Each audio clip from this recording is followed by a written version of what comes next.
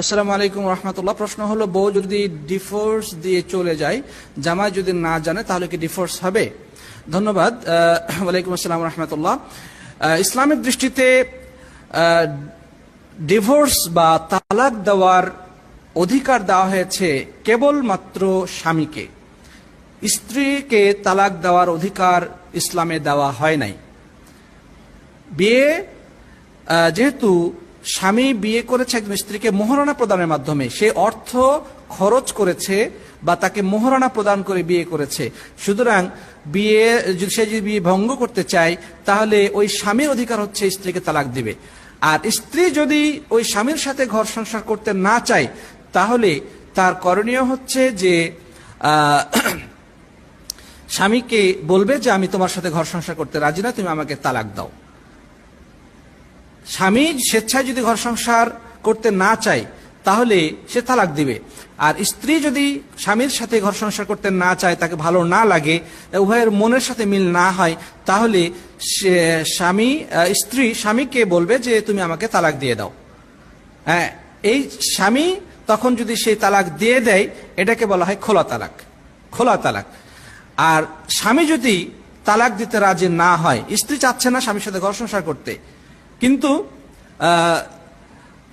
স্বামীও তালাক দিতে চাচ্ছে না, তাহলে এই ক্ষেত্রে করণীয় হলো একজন মহিলা কোর্টের আশ্রয় নেবে।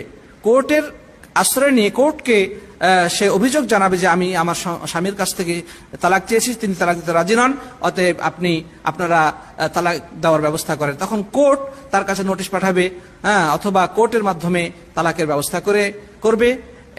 এটাকেও খোলা তালাক কি বলা হয়। অর্থাৎ স্ত্রী স্বামীর কাছ থেকে তালাক চাইবে, স্বামী যদি তালাক দেয় তাহলে সেটা খোলা তালাক হবে। আর স্বামী যদি তালাক না দেয় তাহলে কোর্টের মাধ্যমে বিবাহ ভঙ্গ করা হবে, এটাও খোলা তালাকের অন্তর্ভুক্ত। সুতরাং এটাই হচ্ছে শরীয়ত সম্মত পদ্ধতি। এর বাইরে একজন মহিলা, স্বামী জানলই না, সে স্ত্রীকে, স্বামী বলেছে তাকে আমি তালাক দিলাম, 1 তালাক 2 তালাক 3 তালাক দিয়ে চলে গেলাম, এটা সম্পূর্ণ শরীয়ত বহির্ভূত এবং নাজায়েজ কাজ।